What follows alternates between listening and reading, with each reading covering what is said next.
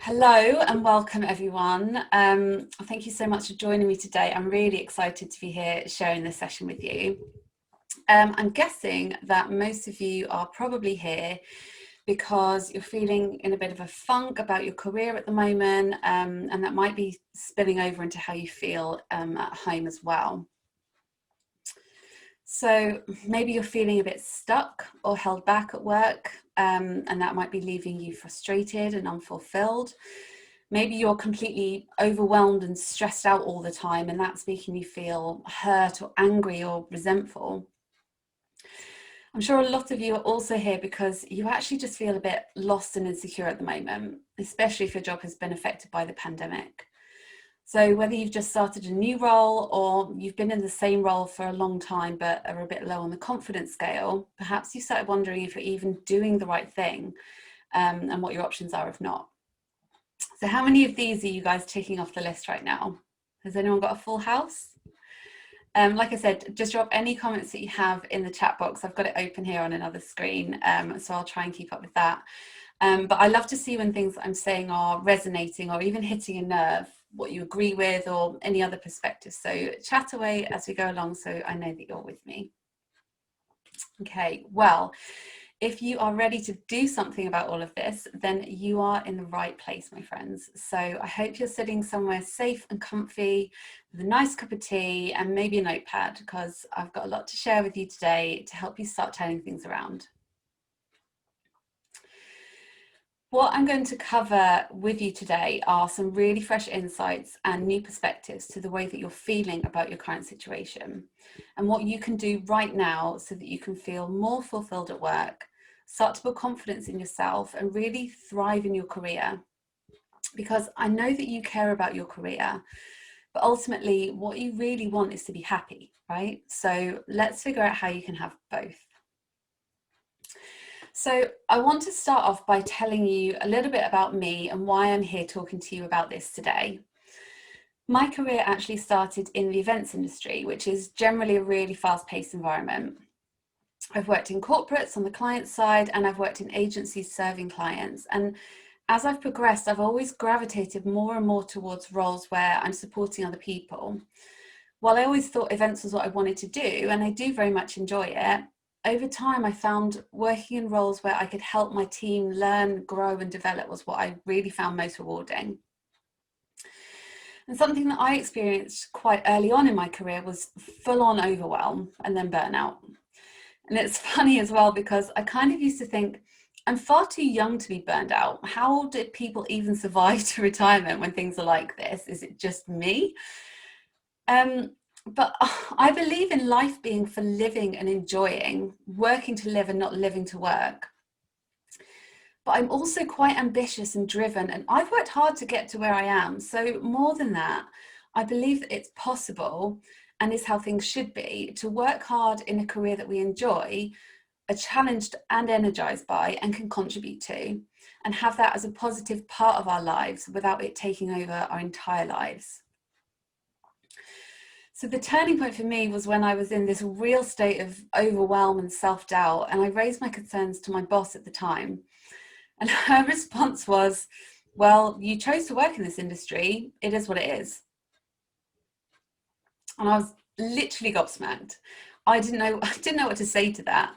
Was that how everyone felt? Has nobody ever challenged this before? And surely just because that's the way it is, doesn't mean that that's the best way to do things. It doesn't mean it's how it has to be. Surely companies can operate efficiently and make good money without literally damaging people in the process.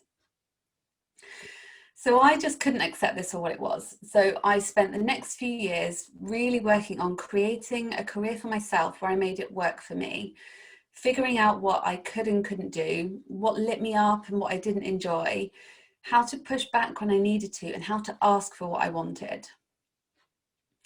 I started working towards my coaching certifications a couple of years ago while I was still working full-time in these roles, because I wanted to know that I was supporting my team in the best way that I could. But I always felt held back being under the direction of an employer. I couldn't necessarily always give people the independent coaching that they really needed, because it might not have been what was best for the company, much like an HR role. So I decided to step away to coach full-time and independently, and things have grown from there. So here I am. My ultimate mission is to really lift the oppression of people's worth in the workplace. I want to see women thrive in their roles, feeling confident and like what they do really matters. But more than that, like who they are matters. Everyone deserves to feel valued. Life is so much better when we feel happy and confident in what we're doing all day. Questioning ourselves, our decisions, our actions, overthinking, it only makes us stressed out and leads us to take it out on other people or ruin the free time that we do have. And when we do feel good, when we're self-assured and we respect ourselves, not only do we enjoy our jobs and actually perform better, but we also naturally lean into respecting, accepting and valuing others. So we change the cycle from this downward spiral of negative pressure and energy into an uplifting whirlwind of positive change, inspiring others to also do better in their job, respect themselves and respect others, and it goes on. So are you with me here so far? Thinking about things this way, which cycle would you rather be in?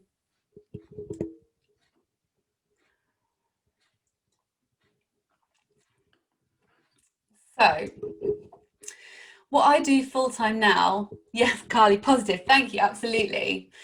So what I do full-time now is I work independently on a one-to-one basis with women who are ready to get out of that negative cycle, ready to stop questioning themselves on every decision they have to make, ready to start feeling better about themselves and their work so they can enjoy their lives and lead the way for others to do the same as well.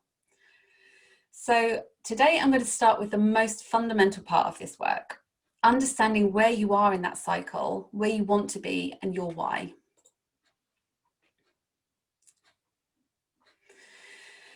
Now, I want you to think back to when you first interviewed for and were offered the job that you're in now. And again, please do drop some comments in the chat box. I'd love to know what comes up for you as we go through this. So thinking back to that time, how did you feel? What was it that excited you about it? What was it going to give you? And think past the obvious when you do this. So past salary, flexibility, a short commute, challenging or interesting work. And I want to ask you what those things gave you, or what did you think they would give you? Why was that important to you? So I'll give you an example. When I quit my second to last job, it was for one where my role was going to be standalone. I was going to be running a team and reporting into the directors. I thought that I'd have specific goals, targets, direction, and I'd be able to put my own plans into action to achieve them. This was going to give me autonomy, control, and recognition. It was also much closer to home, 15 minutes commute instead of 90, which was going to give me a lot of time back in my day. But what did that actually mean for me? By having autonomy and control, I was going to feel more free. By gaining recognition for my work, I'd know that I was contributing. And by having more time in my day, I'd have more time, energy, and headspace to connect with my friends and family. The tangible aspects of the job on paper were important to me for reasons intrinsically connected to my core values: freedom, giving back, love and connection. The same aspects of the job might mean something different to you. For example, perhaps having set goals and direction in a role would give you a feeling of fulfillment, satisfying a need to tick things off and switch off, or maybe it would give you a strong sense of purpose. So in this way, what a role can offer on paper can vary dramatically person to person and be really appealing or mean absolutely nothing. A big salary raise when your partner is the breadwinner, for example, might not mean that much to you, but having less line management responsibility so that you can focus 100% on the work that you're passionate about would be a real draw. One of my very good friends has worked at a water filter company in a project management administrative type role for as long as I've known her, at least 9 years. And when I first met her, especially being at the time that I was working in this high-flying, fast-paced industry and I was out of the country every 5 minutes, hands up, I thought, well, that sounds boring. She must hate it. But she's still there and she's more than happy with what she does for a living. The job is interesting enough that she's engaged with what she's doing while she's there. The company has a great culture where everyone is cared for and friendly, so she's in a happy place at the office, and she can leave it at her desk when she goes home. Her passion isn't in water filters, but she gets a lot from the sense of achievement she has from succeeding in her role and from having time for her family, her son, her horse, enjoying life. She wouldn't want to not work, and it's important to her that she does, but the career that she has fulfills her needs on a bigger picture. Now, I'm not suggesting that we should all simply start refusing to work past 5 p.m. so that we have more time at home. I feel like that could be quite controversial, and it's not obviously not quite as simple as that, because our passions lie in all different places, and many will be intrinsically linked with the work that we do. For example, my passion, as I mentioned before, lies in inspiring and empowering women in a corporate environment. But my values are freedom, giving back, and love and connection. So my career has to reflect all of those things in order for me to feel truly fulfilled and happy. Lots of people, myself included, get to a point, which I quite enjoy calling a quarter-life crisis, where they start to question where they are in their lives and careers, where they feel like they should be, and where they actually want to be. Especially at the moment, there's a huge amount of change going on in the working world, and lots of you might even have found yourself in a position where you've wound up in a role or a new job that wasn't on your planned or desired journey. It might be a step across, a step back, or a step in a totally new direction. And we typically get to this crisis point or crossroads when we do feel passionate about our career, but what our career is giving us doesn't match our values. We can feel trapped, frustrated, uncertain of what the future holds, fearful that we've made the wrong choice somewhere along the line, or fearful of the amount of time that we have left to change something. It can be really defeating, the idea that this might be it. It's too late. If I do something different, then I'll have to start at the bottom, and it goes on. But by looking at our careers or jobs or roles in this way, we can actually take stock of what it is off paper and look at what we're going to get out of it. By stopping to reflect on what's important to us and how we feel about that, we can make clear decisions about what's best for us in the bigger picture. If you have any questions on what I've covered so far, then please do use the Q&A box, and I'll get to them at the end. I'll make sure we've got time.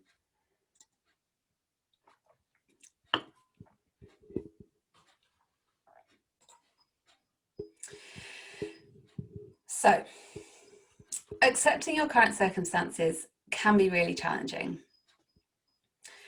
Challenging in terms of the physical exercise of stopping long enough to assess what's really going on for you, but also challenging in the sense that sometimes you have to check your ego and give yourself a bit of a talking to.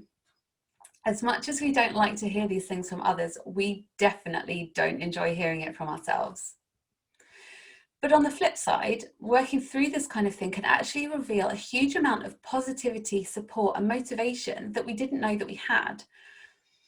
Oftentimes we start this work from a place of doom and gloom, but end up feeling much more cheerful because things are much better than we thought. I'm going to talk about both sides of the coin here, but first I'm going to go into something that can be a bitter pill to swallow, accepting that we don't know everything. Something I always found with events was that no matter how many times you do the same thing, something new will go wrong each time. Talking from my own experience, I've had projects and events in the past, even situations or conversations with employees that seem absolutely cookie cutter. I've done them 100 times before and I'd do them 100 times again. But actually, no two moments in life are the same. There will always be a variable, and it's usually to do with someone else. How can you be expected to know every realm of possibility of what might happen at any given moment?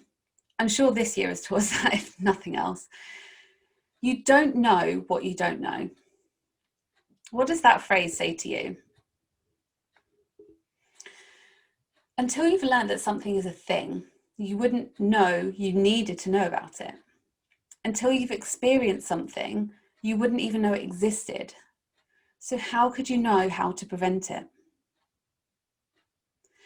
Even the most senior people in your company, even the owner of the company, can't possibly know everything. Experience gives you the confidence to weigh risk and make rational, informed decisions. It gives you the intuition and the strength to find the answer, but it doesn't make you an all-seeing eye. So why are we so ashamed about not knowing the answer to something, not being the best at everything we do the first time we try it? Have you ever been in a situation where you really needed help? It would have made everything so much easier if you'd had someone's help or advice. It would have made the end result better and you would have got there quicker. Put a yes in the comments right now if this sounds familiar to you.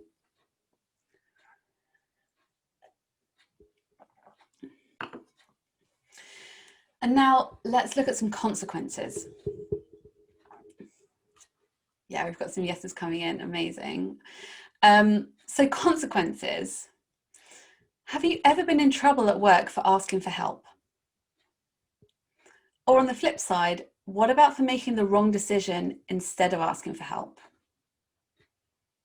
But why didn't you ask? What was it that stopped you? We have this fear of being seen as weak when we ask for help. Like, by admitting we aren't already the ultimate expert in absolutely every little thing, we're throwing away any chances of promotion or being seen as an expert in the future. By asking for help, we take accountability for the result. And that's the biggest indicator of strength, if you ask me.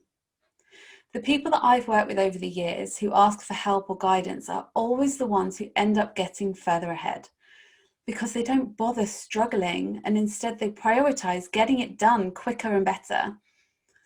Asking for help shows that you care about what happens more than your own ego. It shows integrity, responsibility, big picture thinking. It also opens the door of communication for feedback. Now, feedback is something that a lot of people struggle with, so I'm going to loop back to the beginning of this section here.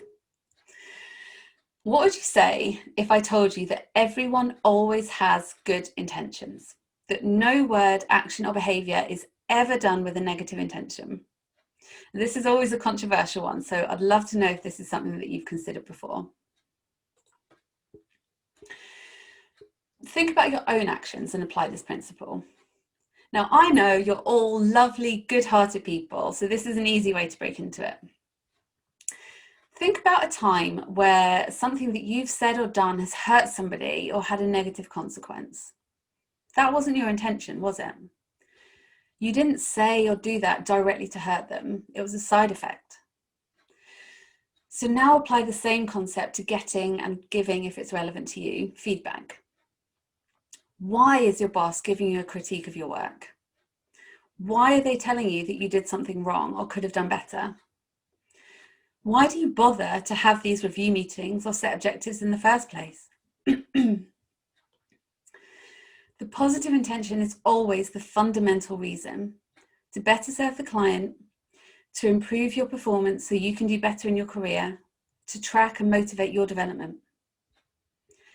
It is hard to hear criticism, constructive or otherwise, because usually we've tried our hardest and done what we could with the skills, resources, and information that we had. So to hear that that wasn't good enough is never something that's going to naturally make us feel good. But by going into these conversations in the frame of the positive intention, we can much more easily open our minds, process the information, and actually use it to achieve the positive intention it was given with. Additionally, by graciously receiving constructive feedback, and a top tip here is to actually do something with it. So following up with whoever gave it to you and checking in each time you do the same task to see if there's an improvement. because this clearly demonstrates that you care and enables you to openly ask for help from a place of strength and desire to do better. So by doing this, you're also getting that channel of communication nice and wide to welcome in the flow of positive feedback too. When someone feels comfortable telling you about something you need to work on, imagine how easy it would be for them to tell you that you did a good job. So summarizing here, remember that every word and action is generated with good intentions to disassociate yourself from the negative side effects. Open your mind to use feedback to move forwards, and take a stand for yourself and your performance by asking for help when you need it. Any questions, again, just use the Q&A box, drop them in there, and I will come back to cover those at the end.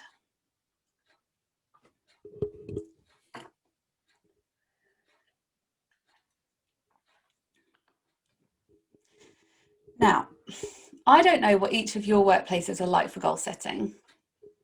I've worked in companies where there's a very corporate structure for reviews and objectives, and in others where reviews are kind of forgotten about until the last second and then flung together with no real accountability or outcomes. Goal setting is often company-led, and ideas for goals too often come from the boss or the department targets. But even if your company has KPIs for you to meet, you have to know that what you're working towards is what you want. I say this quite a lot, but you are the only person who cares as much as you do about your career. You might well have a great manager who cares a lot about you personally and wants you to do well.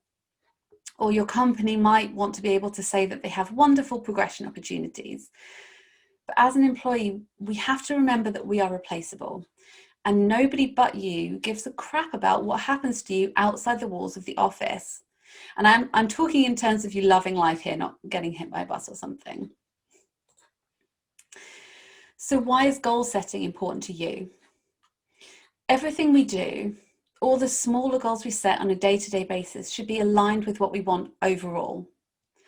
It's like if you really wanted to run the London Marathon, you would be training in long distance running, cardio work, and creating lean muscle mass, rather than practicing sprints or lifting weights. Similarly, in your career, if what you ultimately want is to be the CEO, then you need to focus on learning all about the products and business systems, or investing in your leadership skills, rather than getting distracted by sideline courses in Excel or PowerPoint or learning a language. These are both obviously completely different examples, but should illustrate the point, so let me know if this is making sense. Your ultimate goal should be reasoned with just because. Because I want to. Because that will make me happy. Because if I died knowing I'd done that, I'd know I lived a great life. Because I want to make a difference. When your ultimate goal is something that at its very core is going to make you happy and fulfilled, it's aligned with your core values and you're on the right track. Any other goals should be a means to an end, to move you towards that bigger goal. If they're not, get rid of them. Learning Spanish when you only holiday in France and your company doesn't operate in Spanish-speaking companies, get rid of it. Doing a public speaking course when your role isn't client-facing and you don't have a wedding to do a speech at, get rid of it. But taking a line management skills course when your next promotion would see you leading a team, and that promotion leads to a head of department role, then your ultimate goal is to be CEO. See what I mean? I'd love to know if you've just realised any goals that you need to get rid of. So do drop me a message in the chat if you've thought of any. Ultimately, all of your goals should feel good. They won't necessarily always feel achievable. You might have some resistance towards them or fears about trying, but that's okay. As long as it makes sense to do it and you know your why, you can figure out how. You might even go back to the last section and decide that to get to where you want in the shortest amount of time, you want to ask for help, and that's okay too. A lot of people feel this pressure, especially with goals, to do it yourself. Like someone else has set the task to achieve the goal and it's your goal, so it's on you to get it done. Well, that's not the case. So we go back to the focus on the end result. That's what matters.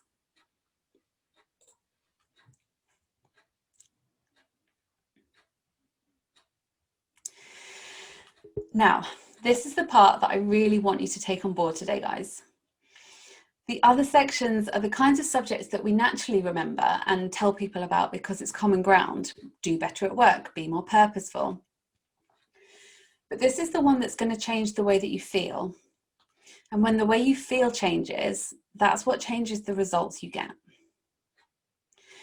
If you've been following movements like Me Too, Black Lives Matter, even the Divine Feminine, or you simply stand for equal rights, then I'm pretty confident that you believe that everyone is equal. Everyone deserves the same opportunities. Everyone deserves to be happy, right? Well, that goes for you as well.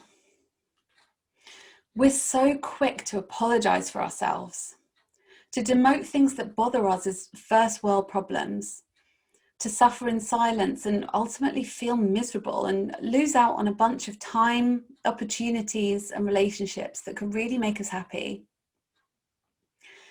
I speak to a lot of people who say, well, yes, I hate my job. And well, yeah, I would love to be able to switch off and relax on the weekend. Or I'd love it if I felt like I was contributing something at work.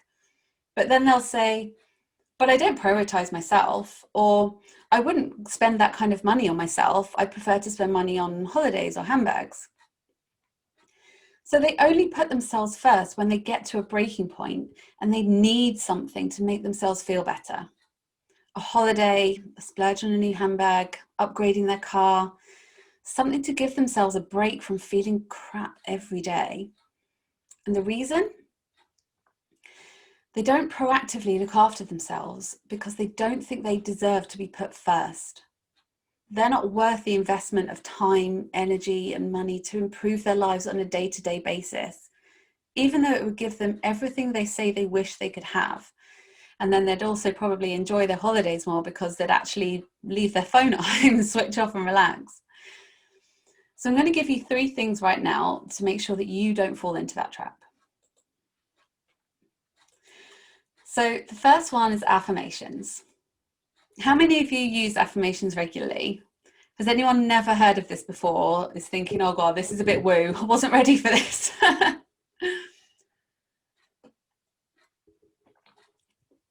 I'm putting some examples on the screen now.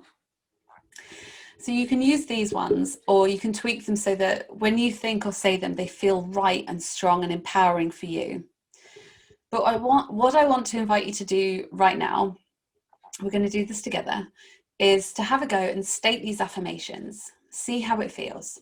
So if you're with me, take a few seconds to get comfortable, sit up straight, make sure that you're supported, steady your breathing, close your eyes, and either think or say one of these out loud 3 times. The universe is for me, and so is everything else. Everyone deserves to be happy, and so do I. I am worthy. I am everything I need to be. I choose to honor myself. I'm going to give you a few seconds now to do that by yourself.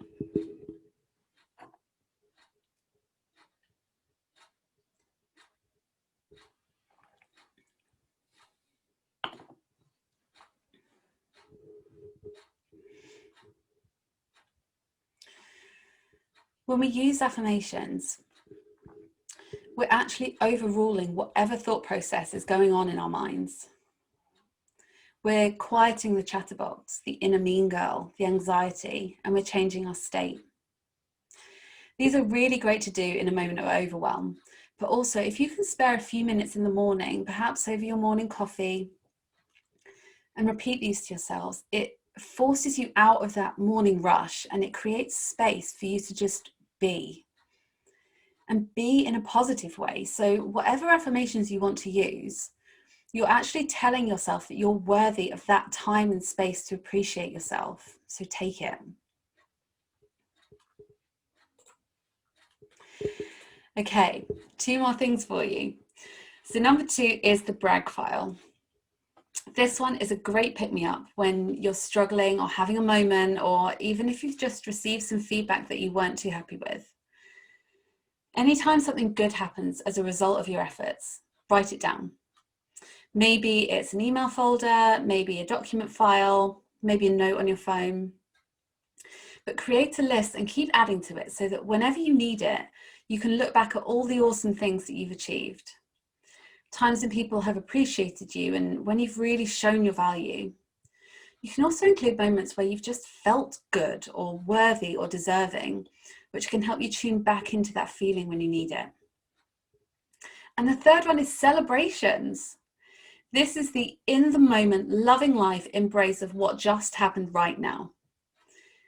The brag file is great as a reminder, but it's no good just creating a list and doing nothing about what's going on it. If somebody thanks you for your work, smile to yourself, tell someone. Take a moment to realize that you did that. You made someone's day better, made things easier for them somehow. If a project you're working on goes well, go out for drinks, put it on your Instagram story, tell somebody. The more we start to tell each other about our wins, the more wins we'll start hearing about and the more good news we can share. Lord knows we've had enough bad news in our faces to last a lifetime. So let's start talking about what's right in the world and how we're adding to it. What can you think of right now? Or better, how many things can you think of to add to your brag list right now? Put a number in the chat box so I can see how much celebrations are about to happen. What's happened so far this week that you can celebrate? What are you going to do?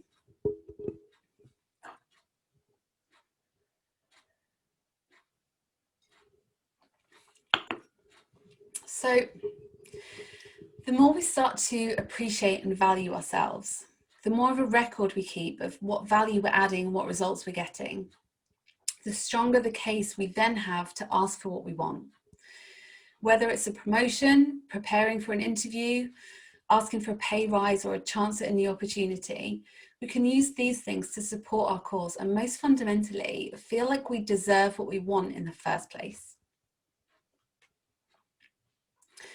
Okay, so please do let me know if this has been helpful for you, and any questions at all, now is the time to drop them in and I can answer as many as I can for you. So use the Q&A box, drop them in and I can have a look at them. What I would say in summary, just as you're doing that, is going back to what I was talking about at the start of this training. My ultimate goal is to change the culture of the 9-to-5 for good. Start creating environments where everyone is there for a reason, everyone feels like they have their part to play, everyone has the opportunity to shine, to grow, to contribute. But it all starts with you as an individual. You have to decide that you believe everyone is worthy, to then believe that you too are worthy. Treat yourself with respect, treat others with respect, and watch how that influence starts to transform your environment and the lives of others around you. But put yourself first, nobody else will. It's your life that you're living. And although we may see work and life as separate things, as separate as they may be in our attention and priorities, they absolutely influence each other. That's why it's so important that what you want out of life is at the center of your career decisions, and why being aligned with what you want from life actually accelerates your success in your career. I'd love to know what your takeaways are from this session as well. So do share them so that I can see what's most useful from what I've shared today.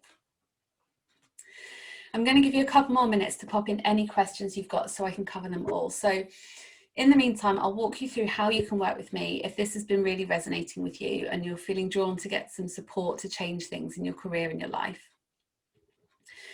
Because you have three options really. You can go away and use what you've learned today, start thinking about implementing these strategies, but maybe feel a bit unsure if you're doing the right thing, or find yourself thinking about things differently, but not really having the confidence to do anything about it in reality. End up 3 months down the line, having forgotten what we talked about here. I know that the idea of working through all this stuff on a deeper level can sound like really hard work, kind of tiring and honestly a little bit scary. So it can be a lot to take on by yourself. Your second option is do nothing at all. Accept the way things are as the best there is for you, unless someone changes things for you. Now, I don't know about you, but I wouldn't be keen on the idea of leaving my fate in someone else's hands. Or option number 3, choose to believe in yourself today. Believe in your worth, that you deserve more, and you deserve it yesterday. Take a leap of faith forwards and trust that with a little bit of support and guidance, you actually do have the ability to turn everything around and create the life that you currently say, yeah, I wish about. So what's the easiest option for you, do you think? If you're really fired up by this and have decided that it's just a non-negotiable now to have a career you enjoy, fit in with a life that makes you happy, and you're the kind of person who likes to decide what she wants and make it happen as quickly as possible, then I would love to invite you to apply for your own personalised discovery call. I only offer one-to-one coaching at the moment, so my time is dedicated to a small number of women at any one time that I can give you my full attention and really help you make the transformations that you need to get the results you want in a 3-month programme. This is your opportunity to build unshakable confidence in yourself. Create a day-to-day that lights you up and energizes you so you can enjoy your work and make the most of your own time as well. This probably isn't for you if you prefer excuses or you're not willing to take responsibility for your own actions and your own results. If you've given up on the idea of a genuinely fulfilling work-life balance and aren't fully committed to following through on your dreams and goals, this isn't for you. But here's how it works. Once you book in for your call, you're going to be speaking to me personally, and during the call, we will be looking at what your biggest problem areas are and outlining a strategy for how we can change that for you. We'll talk about what you want your career and your life overall to look like, what you're currently doing and what isn't working for you, and then how you can change your goals, behaviours and activities to better support yourself to get what you want out of your job right now. Through the work we do together, you're going to learn about how to create and maintain a success mindset, as well as tools and strategies that you can use day to day, where you need to upskill and the best way to do that too. I would love for all of you on this training today to book a call, because this is the thing that actually makes a difference. So if it feels good to you to take the first step today, this is what you need to do. First, I want you to start by completing your application by using the link that I am popping into the chat right now. It's also on the slide here. I'll just pop that in for you there. The reason that I get you to complete the questions is to make sure that you're the right fit and to make sure that I can actually help you. So I want to make sure that I'm the right person to help you create the results that you're looking for, and it helps me make sure that you're ready to commit and take the action required to create massive results. In your personal discovery session, we'll determine the results that you want to create and how you can make them happen as quickly as possible. And at the end of the call, one of two things will happen. If we're a good fit, I'm going to extend an invitation to join me as one of my clients. And if it's not a good fit, it's totally fine. I appreciate that there are some people I can't help. So if for whatever reason we're not a great fit, I'm going to be completely upfront about it and connect you with the very best person that I know to support you to reach your goals. There is an investment to become one of my clients, and I've invested significant time and money myself to learn everything that I've learned. But here's what I know to be true for certain. Those who pay attention, and there is definitely transformation in the transaction. It's a commitment to yourself, a promise that you're ready to do what it takes to get the results you want. And the good news is that almost all of my clients end up making their investment back and more in terms of pay rises and promotions as a result of the work that we've done together. But more valuable than that, at least this is what they tell me, is the time, energy and freedom they get from the work we do. They might pass on the new handbag they've been saving up for, but they often forget they even wanted it in the first place. All the details are on my website, charlottecrabtree.com. And if you want to connect on socials, then I'm at Charlotte Crabtree Official. I'd love to hear from you in any case. So do connect and let me know what you thought of this session today. And of course, I'll be happy to answer any questions that you might think of later on. At the end of the day, if I can do it, so can you. But I want to save you as much time and trauma as possible in getting there. So go ahead now, book your discovery call with me so we can see if we're a good fit to work together. All you need to do is hit the link that I've dropped in the chat box, or copy the link on the slide here, complete your application and pick a date and time that works for you. At the end of the call, you're going to have that clarity on your strategy and your next steps to achieve your goals. One last thing, I do only take on 3 new clients each month. I don't work with a lot of people at the same time. I want to be able to work closely with you so that I know that I have enough time and space to dedicate my full energy and attention to supporting you. And that's why we get such good results. So don't wait around and miss out on starting as soon as possible. Okay, let's take a look at some of the questions that we've had in here.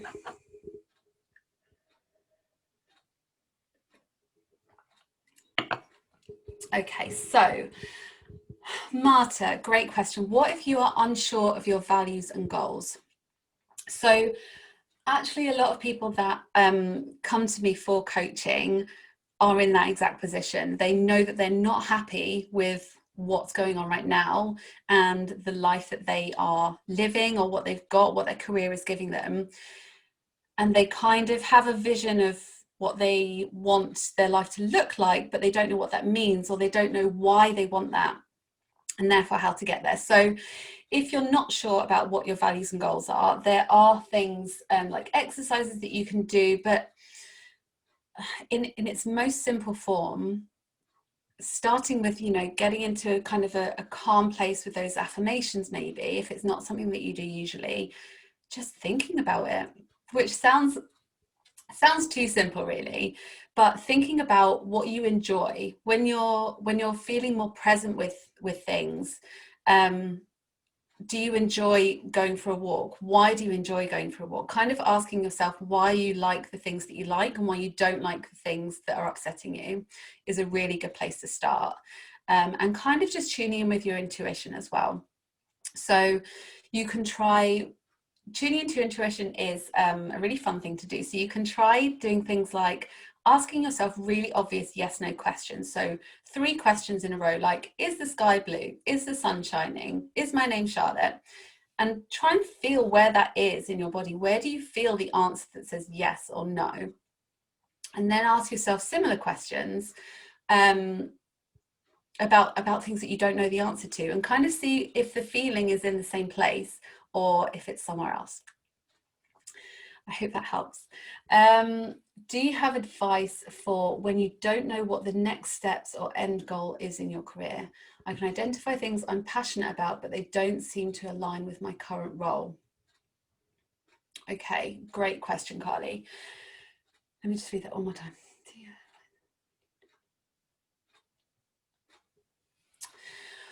I would say go back and use the work that we've done today would be the first thing.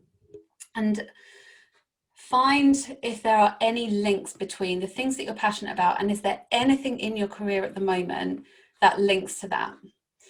And I think this is kind of what I was talking about in the first section. So things that you, my friend, for example, she's not passionate about water filters, but she's passionate about other things, and the career that she has fulfills her needs so that she can enjoy the things that she's passionate about. If you are more passionate about things that you want to see in your day-to-day work, and you want to work in something that lights you up more, then we kind of go back to the values and the goals, and working on making that alignment. And maybe I typically work with women who want to reconnect with the career that they're in. Sometimes we start this work and we get to the end and they will say, actually, you know what, I need to do something completely different. And that's okay. I think it's kind of like grounding yourself and getting comfortable with the idea that you can do something different if that's what you want to do. I hope that's helped, Carly. Okay, I've got a question. How much does it cost? Great question. So my current program is 12 weeks and the cost is £2,495. I do offer payment plans because I realise that's not totally accessible to everyone right away when they're ready to start working. So if you have any questions about it, then feel free to message me and we can definitely have a chat. Hi Charlotte, what if you feel that your current job is completely misaligned with your values, personality and wants out of life? However, it's difficult to get out of it as this would then mean giving up a comfortable, stable salary, which would then lead to a drastic change to your and your family's lives. Okay, I think this is probably actually a really common dilemma for a lot of people. So thank you for asking this question. I would say you don't need to make a drastic change necessarily. If you have things that you need to kind of be mindful of, if you're concerned about stability and things like that, there's kind of two sides to this. On the one hand, there is really assessing whether that need for stability is real or is it a fear. Do you have a limiting belief that is holding you back from trusting yourself and making this decision and making this work for yourself? A lot of the time that is actually what it is. So there's definitely fear and insecurity and confidence work, kind of trusting yourself and knowing that it's the right decision for you. But the other thing is, and I think a really good example is people at the moment will often say like, well, what I'd really like to do is start a business, but it's a terrible time to start a business.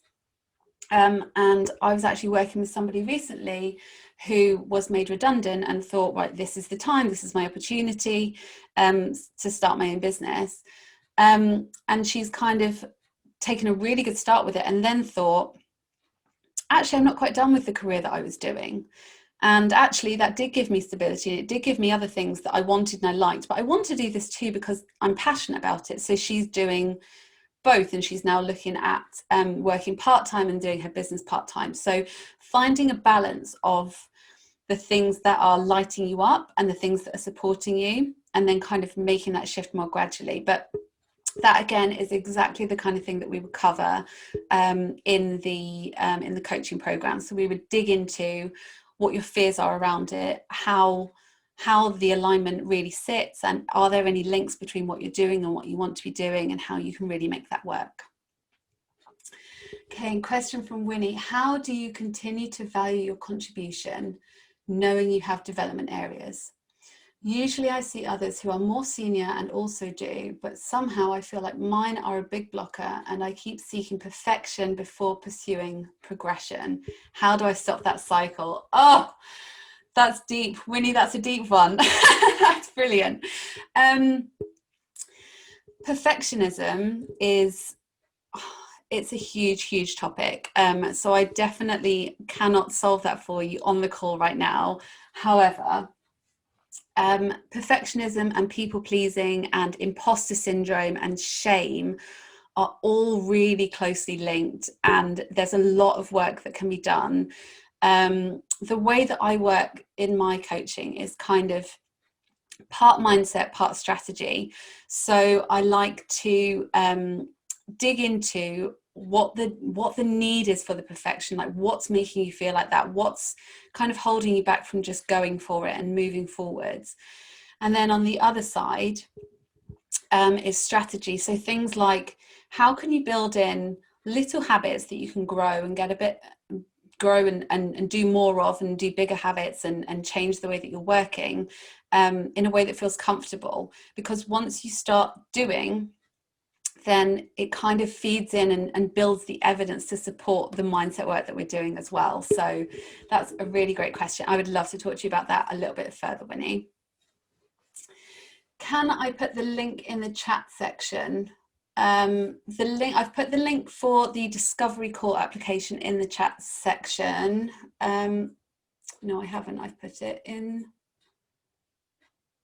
the wrong one. I'm sorry. Here we go. Does everyone see that now? So the link is there to book your discovery call today.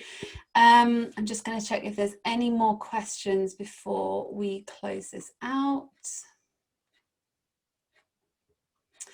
I think somebody also asked, am I going to share my slides? So this call is being recorded and it's going to be available on the We Are the City platform after the session. So you'll be able to review the slides there and go over any of the stuff that we've covered today. So if we have no more questions, then I'm going to close this out. Thank you so much to everyone for joining me today. I've absolutely loved sharing this training with you, and I'm looking forward to speaking with some of you very soon. So don't forget, the link to book your personal discovery call is in the chat. You can reach out to me at any time if you have any more questions. As I said, on socials, I'm at Charlotte Crabtree Official. And that's it. Thank you so much, and have a great day, everyone.